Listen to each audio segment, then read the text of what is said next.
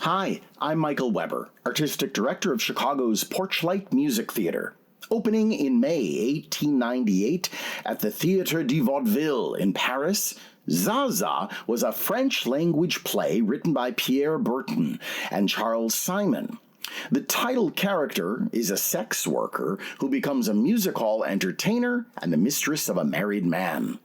The play is probably best known in the English-speaking world in the adaptation of the same title by the legendary David Belasco, which opened on Broadway at the Garrick Theater January 9th, 1899. It is also the source material for the 1900 opera Zaza by Ruggiero Leoncavallo. Between 1913 and 1956, Zaza was filmed at least 6 times, including noted productions in 1923 starring Gloria Swanson and in 1939 starring Claudette Colbert. The Screen Guild Theater was a radio anthology series broadcast from 1939 until 1952 at the height of the golden age of radio. Leading Hollywood performers appeared throughout the series run, and fees that would ordinarily have been paid to the stars and the studios were instead donated to the Motion Picture Relief Fund and were used for the construction and maintenance of the Motion Picture Country House, which is still in operation today. The radio series began with a variety format with mixed success at the start. In later years, the program increasingly came to rely on adaptations of major motion pictures, presenting a considerable challenge to radio scriptwriters who had to compress the screenplay narrative into 22 minutes. The variety version of the Screen Guild Theater frequently featured stars performing their signature entertainment and then coming together in a group presentation. And that is what we have for you on today's program, featuring 3 of the biggest stars of Broadway and Hollywood joining forces, which culminate in a spoof of one of the noted show successes of the time, the aforementioned Zaza. Here are the stars: Bob Hope, Martha Ray, and Fanny Brice, with Hanley Stafford as Baby Snooks and Daddy, MC George Murphy, and Matty Malnick's band in the March 19, 1939 episode of The Screen Guild Theater.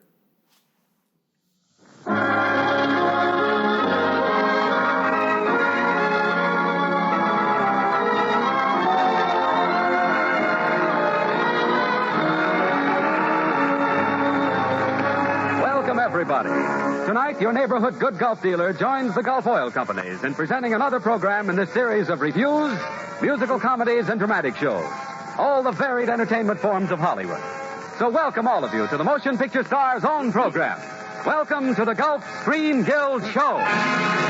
With Fanny Brice, Bob Hope, Martha Ray, Hanley Stafford, Oscar Bradley, and Hollywood's favorite master of ceremonies, George Murphy.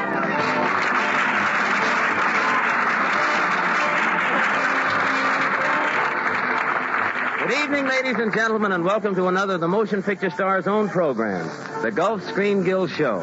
Each week we bring you a different type of entertainment, written, directed, and acted by the greatest names in the motion picture industry, for the benefit of the Motion Picture Relief Fund.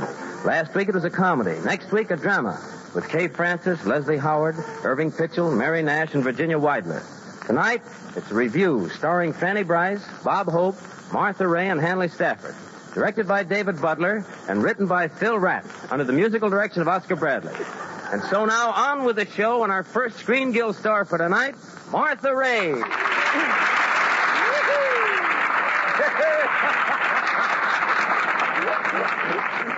Thanks. Hello, George. Hello, Martha. You certainly look lovely. Oh, everything looks lovely.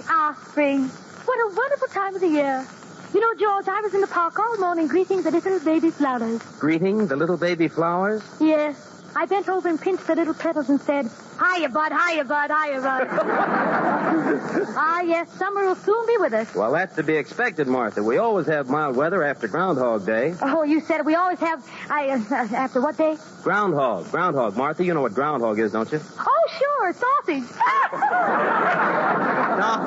No, Martha. A groundhog A groundhog is an animal that runs backwards when it sees its shadow. Oh, yeah, I bet on a lot of them at Santa Anita. But you know, George, I'm going out to Santa Anita tomorrow. Tomorrow? Wait a minute, Martha. They haven't been any races at Santa Anita for over a week now. Yeah, I know. I want to see how it feels to be there once without losing. Well, that's a great idea, Martha. I think I'll go with you. So let's set the time right after you sing "Tain't Necessarily So" from Porgy and Bess.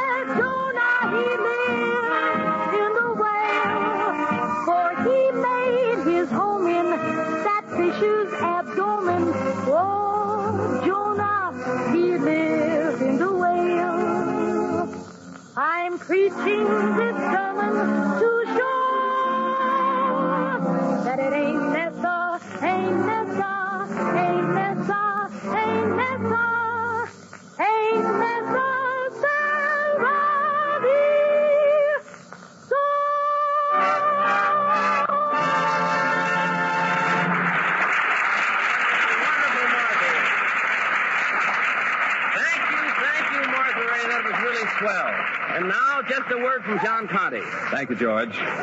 Ladies and gentlemen, they say that seeing is believing. Well, tonight, I'd like to tell you about a time when hearing is believing. And that's when you hear the way Gulf no-nox ethyl gasoline quiets down your car and ends motor knocks. Now, you've heard motor knocks in your car often enough, when you're driving up a steep hill or when you accelerate suddenly on the level.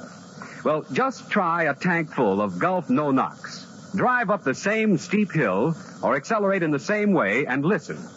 With no knocks in your tank, you don't hear the same annoying pinging sound at all. Instead, your motor gives you quieter, smoother performance almost immediately. And in the long run, you probably save money on your upkeep expenses, too. So won't you drive in tomorrow at the sign of the Gulf Orange Disc and try just one tankful of Gulf no-nox gasoline.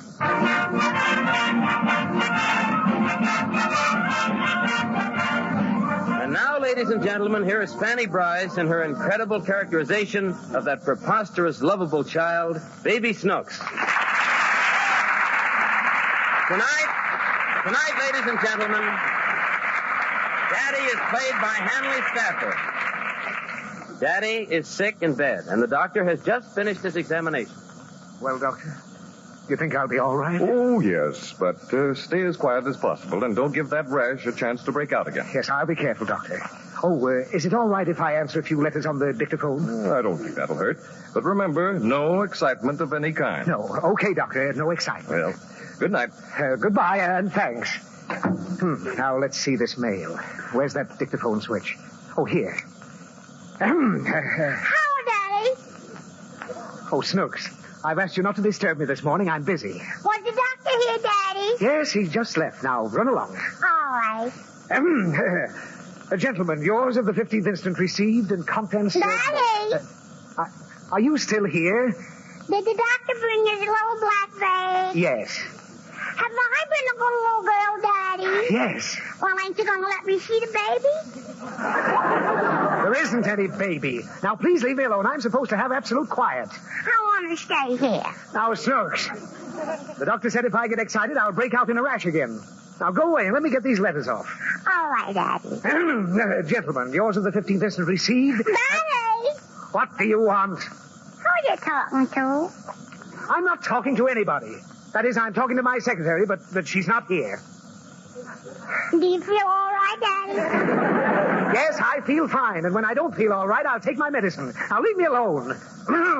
Gentlemen, yours of the 15th instant... Are you talking on a telephone? No, this is a dictaphone. It's a dictating machine that plays records. I don't hear any music. It doesn't play music. And what's it for? It's a machine that takes letters. Like the mailman? Yeah. No. Then where does it take them? Nowhere! Look it. Look at what? There's a strawberry on your face. Gentlemen, yours of the 15th instant received and contents. Daddy, Oh, what's the use? Now what do you want? there's another strawberry. I know it. You made me get so excited, and now the rash is coming back. Is that what it is? Yes. How'd you get it? Oh, I ate something that didn't agree with me, so it comes out on my face. Did you eat strawberries? No, I ate fish. You ate fish and a strawberry comes on your face? Yes. If you ate strawberries, will a fish come on your face? No. Why? Because I'm not sensitive to strawberries, only to fish. Oh. Daddy, What is it? do fish eat strawberries? Oh, how do I know? Leave me alone with the fish and strawberries. I have to work. On a machine? Yes. Gentlemen, received your strawberries of the 15th fisher. Oh, what am I saying? You better take your medicine, Daddy. I don't need any medicine. I'm all right. I'm calm. I'm not excited. I think I got a fever. What you putting in your mouth, Daddy? I'm going to take my temperature. With a cigar? Oh, am I sick? I don't know what I'm doing. Where's the thermometer? Here, Daddy. Does it taste good? Can't you talk with everything in your mouth? Daddy, I want to say the letter for you in the machine. Dear Uncle Louie, my daddy is very funny. He sucks on a glass lollipop and he makes strawberries come on his face whenever he wants to. Stop pulling on that dictaphone. Snooks, you're going to... Oh. I think I better go now. Oh, look what you've done. The machine is wrecked. It'll cost me $100. Oh, I'm sick. Oh, where's the thermometer? You swallowed it, Daddy. Oh, good heavens. Call the doctor. I'm dying. Oh. Wait a minute. Here's the thermometer. It fell on the bed. Oh, thank heaven. You feel better, Daddy? Yes. There ain't no more strawberries on your face, Daddy. Huh? No, Snooks, really? No. Oh. Now they look like tomatoes. Wait. Get me my medicine. Give me that powder. Hand me that glass of water. Shall I put the powder in the glass, Daddy? Yes, but not too much. Just enough to cover a dime. I'm dying. Wait, I'll get a dime from my bank. Oh, that dictaphone. $100. I'll never get well. Snooks, hurry up with that medicine. Here, Daddy, drink it down, Daddy. Here. Ow! Oh, it burns, Snooks. How much powder did you put in this glass? Huh? I told you only to put in enough to cover a dime. Well, I couldn't find a dime, so I used 10 pennies, Daddy.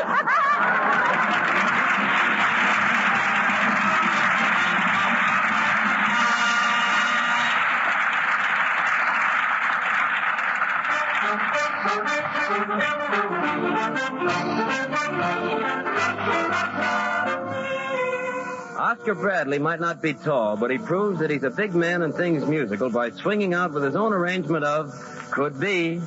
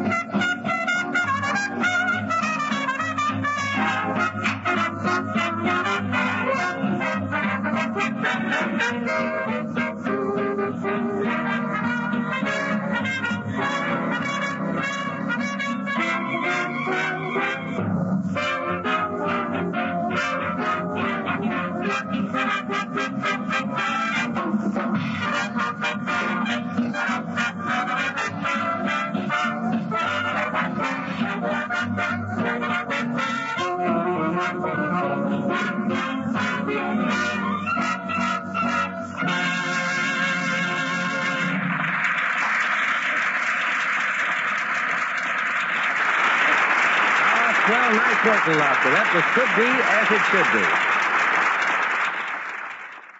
Hi, this is Porchlight Music Theater Marketing and Communications Director Mike Porto. If you value programming like this, please consider making a donation today at porchlightmusictheater.org. We appreciate your consideration and hope you enjoy the show. Now, ladies and gentlemen... Pardon me, is this a Screen Guild show? Why, it's Bob Hope.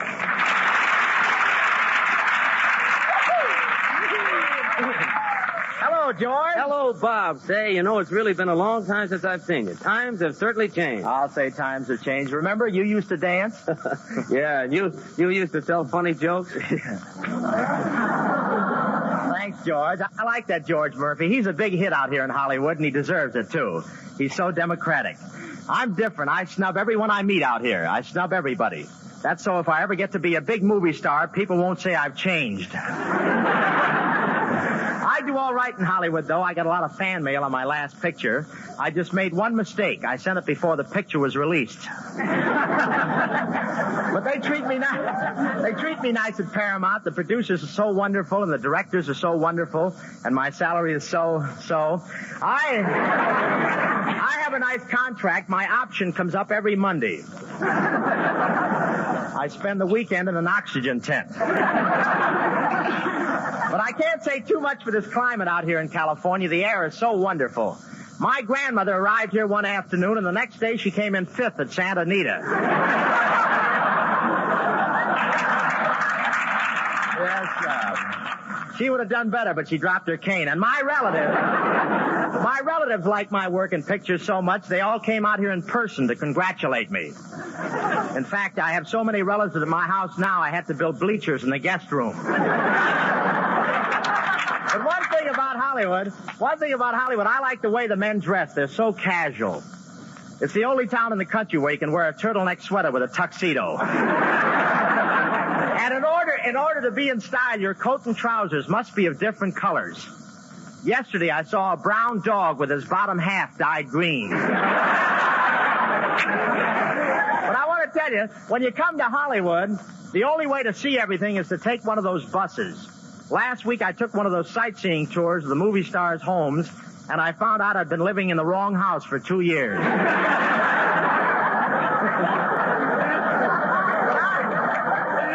have a lovely house. I live about 3 miles from Hollywood as the landlord's escrow flies. Oh,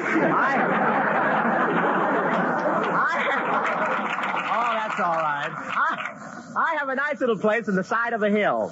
It's so steep the milkman has to leave the milk in square bottles. It's the only house in Hollywood where you have to wear spurs to stay in bed. My brother Howard doesn't like it. He sleeps with me and he's ticklish. I don't mind the house being on a slight incline, but I wish the guests would wipe their feet before walking on the wallpaper. But if I ever hear a burglar downstairs, I'll creep out into the garden and gently push the house over him.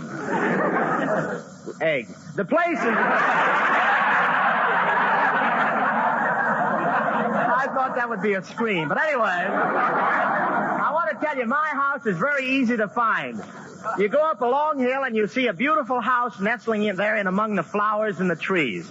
In the window of that house is a ham.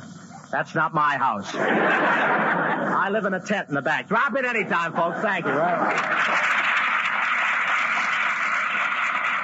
Thank you, Bob. Thank you, Bob. Hope that was swell.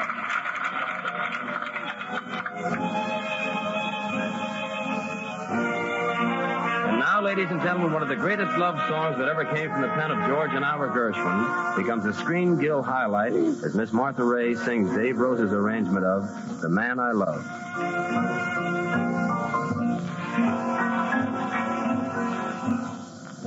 Someday he'll come along, the man I love, and he'll be big and strong, the man I love. And when he comes my way, I'll do my best to make him stay. He'll look at me and smile.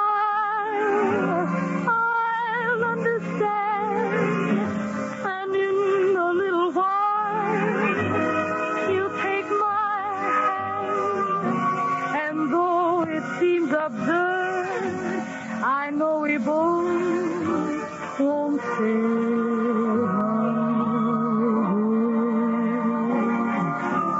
Maybe I will meet him Sunday, maybe Monday, maybe not. Still, I'm sure to meet him one day. Maybe Tuesday will be my good news day. He'll build a little home just meant for two, from which I'll never roam. Would you? And so all else above, I'm waiting for the man I love.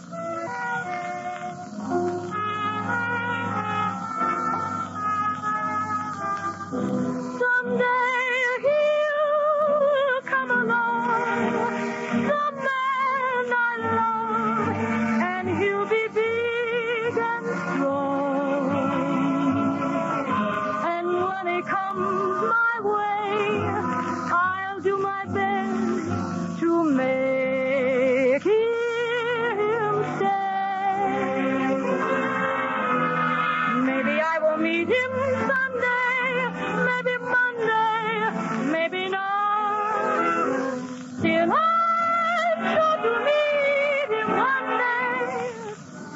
Maybe Tuesday will be my good news day.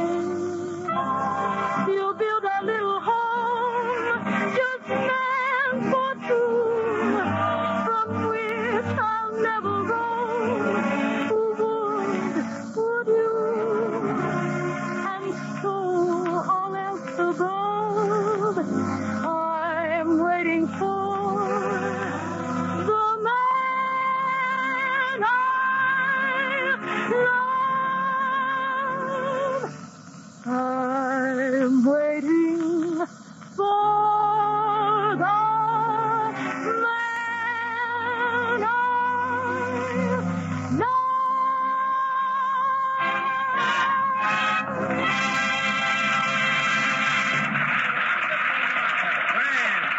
Grand.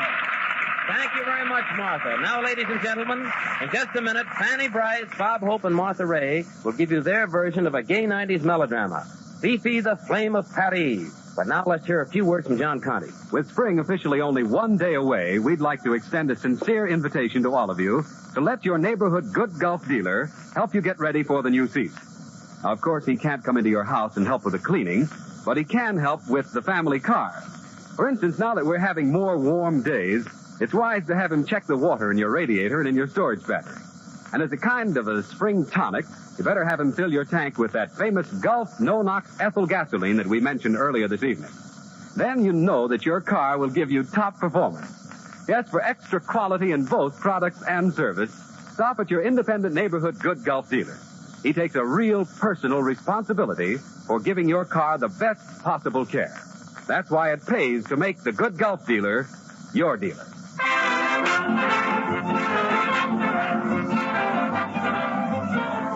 Tonight, ladies and gentlemen, the Screen Guild Show presents Fifi the Flame of Paris.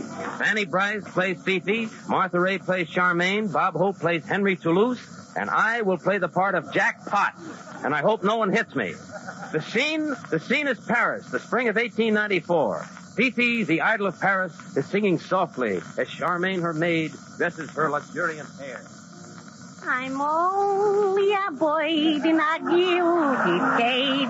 I'm Fifi the glamour girl. I once had a honey with plenty cash. He called me his little foil. And then how come you lead a single life and still not upon the stage? Someone else was preferred. So I got the bird, and she got the guilty taste. Charmaine, somebody's knocking on the door. Maybe it's a man. Oui, mademoiselle. It must be that mystery man who has watched your performance every night. Do you think I should let him in? Oh, dear me, no, not in your home at this hour of the night. It wouldn't be right, huh? Charmaine, is he tall? No, he's short. Has he got blonde, wavy hair? No, he's bald. Has he got maybe a good physique? Terrible. Is he a man? Yes.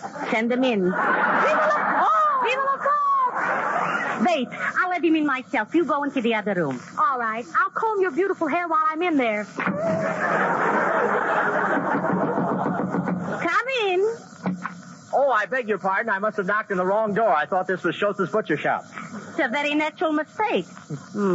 He thought this was a butcher shop. What do I look like, lamb chops? Pardon me. I'll be on my way. Goodbye. I'll get him back by dropping this wallet. Excuse me, did you drop this wallet? Take your foot off it and I'll see. Okay. If he reaches for it, I'll break his arm. Off with this sham and pretense, Fifi. I love you. Be mine. I'll make you the happiest girl in the world. Could I try a kiss on approval? Certainly, my sweet. Ah, Pepsodent.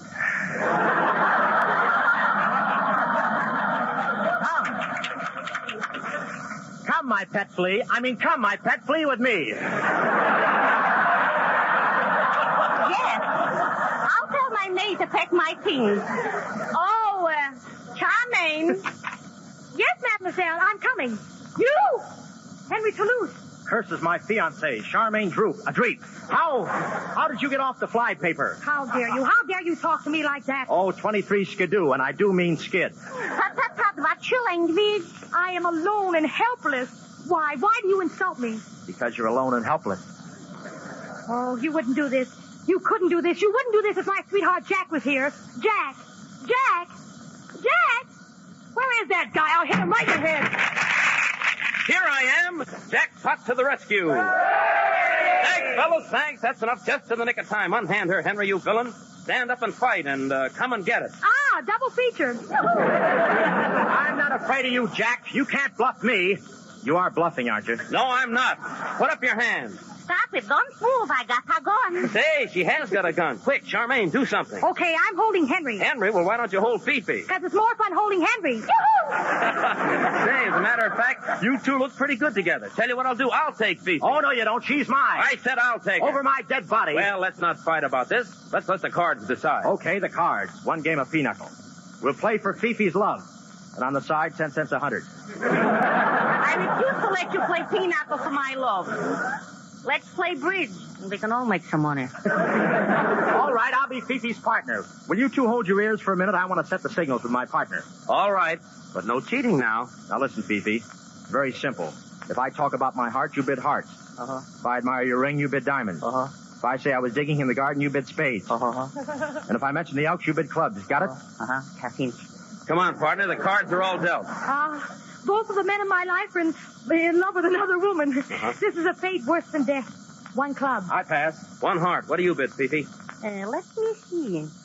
What's that on your finger, Fifi? A mole. A mole. That's the first square-cut mole I've ever seen. I was talking about the stone in your ring. It's beautiful. Say, it's as big as an elk's tooth. Elks. 2 clubs.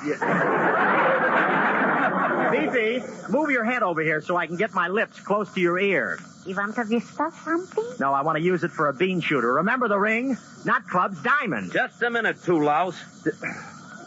Hey, wait, that's too loose. Pause there, friend. I got it. Nevertheless, my friends, you're cheating. Take that. Please, help! He killed Henry. He's dead. Oh, well, he had a rotten hand anyway. Open in the name of the law. Yeah. What goes on in here? Stick to the script. Has there been shooting in here? Yes. Pablo, you must be more quiet. The neighbors are complaining. Bonsoir. Hey, wait a minute, officer. You can't do this to me. I just shot this man. You've got to take me to prison. Pardon, I am not going that way. Wait, look. The corpse has on a false mustache. The mustache, I will rip him off. Ouch, give me back my upper lip. Voila! It is Gentleman Joe, the diamond thief.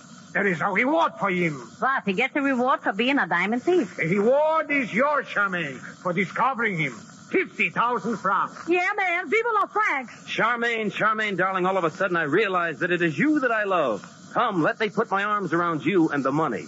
Darling. Oh, what is to become of me? One of my sweethearts is dead, and the other has deserted me.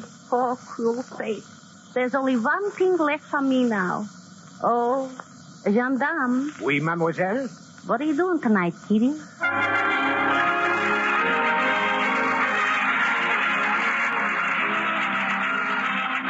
Thank you, Fanny Bryce, Bob Hope, Mark Ray, Hanley Stafford, and Oscar Bradley for a swell Screen Guild show. We'll see you all again next week. John Conte speaking. This is the Columbia Broadcasting System.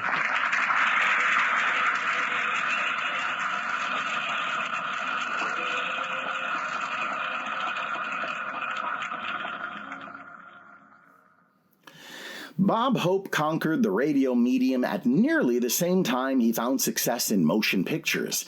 His crowd-pleasing performance in the film The Big Broadcast of 1938 brought him to the Pepsodent Show radio series, which aired over 10 years as a top-rated program. Hope, by 1938, a veteran entertainer, had established a very popular persona. Brash, yet not too serious about himself, and a comic wiseacre who endeared himself to his audience by taking them into his confidence. The format of the Pepsodent Show was straightforward: a monologue by Hope, exchanges and skits with his regular cast and guest stars, and a concluding skit. The manic comic character of his Pepsodent sidekick Jerry Colonna was also a popular attraction on the show, but it was Bob Hope's famous opening monologue, as we heard demonstrated on today's program, which rooted each week's installment. The Baby Snook Show starred comedian and Ziegfeld Follies alumna Fanny Bryce as a mischievous young girl who was 40 years younger than the actress who played her when she first went on the air.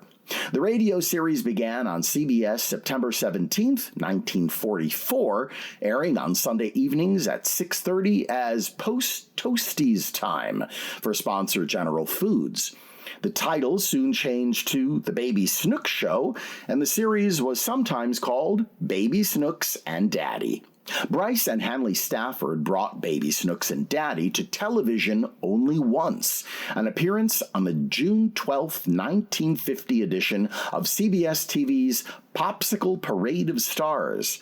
This was Fanny Bryce's only appearance on television, with Baby Snooks portrayed by the adult Bryce in a little girl's outfit. Bryce later admitted that the character of Baby Snooks just didn't work properly when seen, and like other radio adults as children characters, such as Red Skelton's Junior, the Mean Widow Kid, Fibber McGee and Molly's Teeny, and Lou Costello's Little Louie, Baby Snooks was best left to the imaginations of the radio audience. Martha Ray, nicknamed the Big Mouth, made her Broadway debut in the 1934 musical revue Calling All Stars. In 1940, she co-starred in Hold On to Your Hats opposite Al Jolson in his last Broadway show.